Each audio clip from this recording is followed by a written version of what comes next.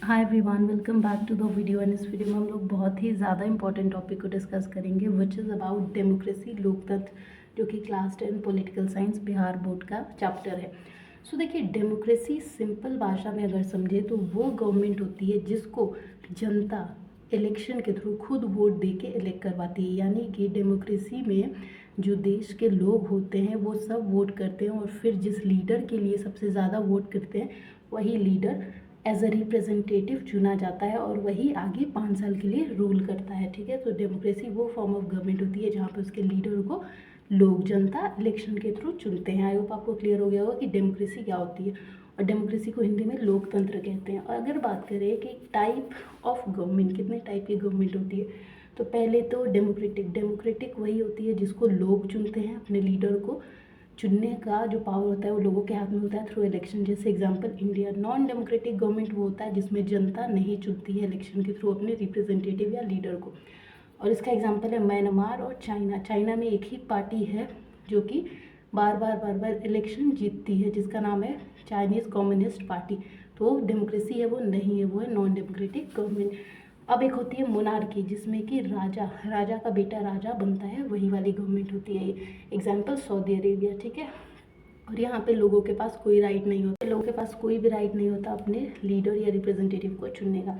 इसके अलावा अगर हम बात करें कि क्या फीचर होता है, कैसे आपको पता चलेगा कि ये डेमोक्रेसी है या डेमोक्रेटिक फॉर्म ऑफ गवर्नमेंट है। देखिए, कुछ कंट्रीज़ के एग्जांपल्स है, आप समझो।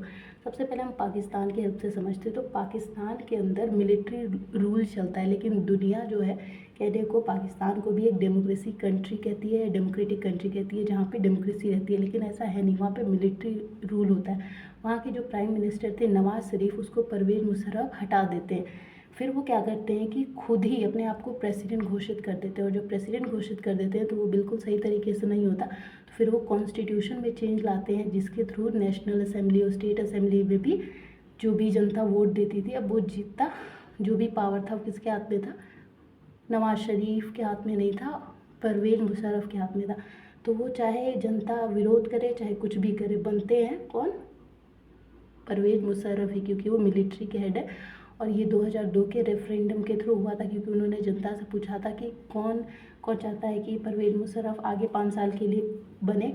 तो जनता ने उनको सपोर्ट किया था, लेकिन वो गलत तरीके से था, तो वो अपनी पावर का गलत उठाते हैं फ़ायदा और अपने आप को वहाँ पे उन्होंने एज अ लीडर घोषित कर दिया, जो कि मिलिट्री रूल चलती है वहाँ पे और डेमोक्रेसी नहीं है। दूसरी अगर हम बात करें चाइना का, तो चाइना में एक ही पार्टी है, चाइनीज़ कम्युनिस्ट पार्टी। और डेमोक्रेसी में कभी भी एक पार्टी नहीं हो सकती, हमेशा एक से ज़्यादा मल्टी पार्टी सिस्टम होना एक फीचर है डेमोक्रेसी का। तो चाइना में हमेशा चाइनीज़ कम्युनिस्ट पार्टी ही जीतती है, मतलब जनता के पास कोई ऑप्शन ही नहीं है कि वो किसी और पार्टी को वोट दे दे, उन्हें चाइनीज़ कम्युनिस्ट पार्टी को ही देना है। यहाँ पे मीडिया वगैरह पे भी रोक है कि मीडिया कोई भी रियलिटी नहीं दिखा सकती गवर्नमेंट की, चाइनीज़ कम्युनिस्ट पार्टी की, तो लोग बेसर है, उनको देना ही पड़ता है। नेक्स्ट एग्जांपल है मेक्सिको। मेक्सिको में 6 इयर्स के लिए रिप्रेजेंटेटिव या लीडर इलेक्ट होते हैं, जैसे इंडिया में 5 साल के लिए होते हैं, लेकिन मेक्सिको में 6 साल के लिए होते हैं। सो यहाँ पे मेक्सिको के अंदर 1930 से 2000 तक एक जो पार्टी है PRI, इंस्टीट्यूशनल रिवोल्यूशनरी पार्टी। इसके अलावा यहाँ पे बहुत सारी पार्टी हैं, जैसे चाइना में सिर्फ एक ही पार्टी है, चाइनीज़ कम्युनिस्ट पार्टी, लेकिन मेक्सिको के अंदर मेनी पार्टी सिस्टम है, लेकिन सिर्फ एक ही पार्टी, इंस्टीट्यूशनल रेवोल्यूशनरी पार्टी, जिसका शॉर्ट फॉर्म है PRI, 1930 से 2000 तक सिर्फ एक ही पार्टी जीतती है। तो ये भी एक बहुत सोचने वाली बात है कि एक ही पार्टी हमेशा कैसे जीत रही है, जरूर कुछ घोटाला। तो यहाँ की गवर्नमेंट बहुत ज़्यादा क्रूअल है, उसने वहाँ के मीडिया को धमका दिया था, लोगों को धमका दिया था।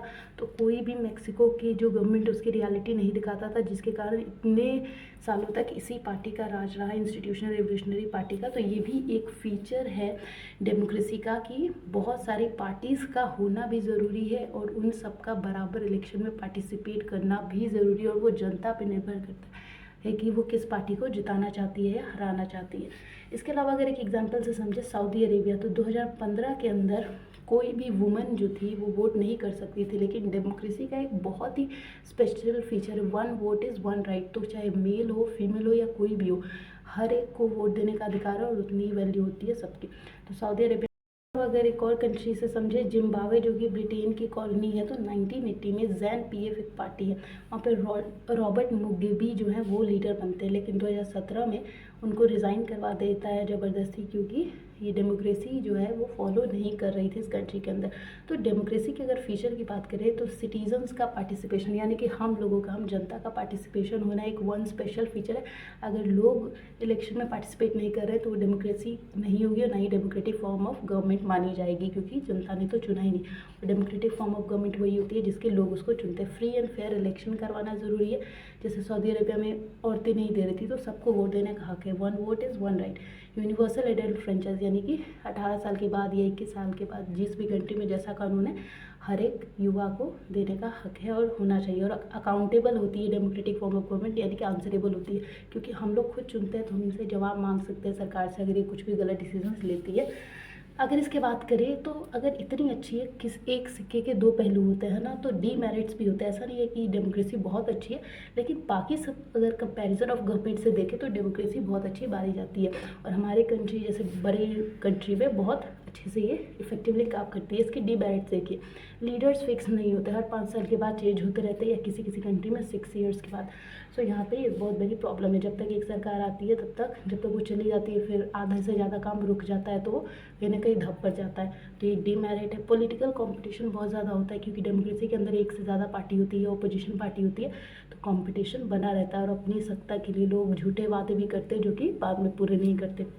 कंसल्ट, डेमोक्रेसी के अंदर अब जाहिर सी बात है कि इतने सारे लोग हैं, सरकार डायरेक्टली आके हमसे तो कंसल्ट करेगी नहीं, तो भले ही हम कहते हैं कि आंसरेबल होती है, लेकिन कहीं ना कहीं इतना ज़्यादा ये फीचर फॉलो होता नहीं है। इसके अलावा रॉन्ग डिसीजंस, मान लीजिए कि अगर जो डेमोक्रेसी है अगर उसमें कोई रॉन्ग डिसीजन ले रही है तो जो अपोजिशन पार्टी है वो उसको अपोज करती है, उसका काम होता है। इलेक्टोरल कॉम्पिटिशन, इलेक्शन में जो पार्टीज़ होती हैं उनके बीच में अपना अपना कॉम्पिटिशन बना रहता है। पीपल नॉट अवेयर, अब जो सरकार जो भी डिसीजन लेती है अब एक एक को तो नहीं आके घर बताएगी, तो लोग इतने अवेयर नहीं होते इसके अंदर। और इसके अलावा अगर हम लोग बात करें तो जो डेमोक्रेसी होती है इसमें डिसीजन मेकिंग की जो पावर होती है वो एक इंपॉर्टेंट फीचर होती है डेमोक्रेसी का। और डिग्निटी ऑफ सिटीज़न को भी, मतलब हर एक इंसान को, कास्ट, रिलीजन, इन सब के बावजूद भी डेमोक्रेसी हमारे मतलब हर एक सिटीज़न के डिग्निटी को, आत्मसम्मान को बचा के रखती है। और अगर बात करें हम लोग तो डेमोक्रेसी एक ऐसी फॉर्म ऑफ गवर्नमेंट है जो कि एक इफ़ेक्टिव गवर्नमेंट के रूप में आती है, लेकिन जाहिर सी बात है कि कुछ फ़ायदे हैं, कुछ कॉन्स हैं, तो कुछ कमियां भी हैं इसके अंदर। लेकिन अगर ज़्यादातर देखें तो इंडिया जैसे कंट्री में, भारत जैसे देश में डेमोक्रेसी बहुत अच्छे से काम कर रही है। और इसके जो फीचर्स हैं, जैसे ये आंसरेबल होती है, तो उस हिसाब से ये जो डेमोक्रेसी है वो हमारे लिए बेस्ट फॉर्म ऑफ गवर्नमेंट है। सो आई होप आपको समझ में आया होगा। अच्छा लगे तो subscribe the channel, share the video. Thank you.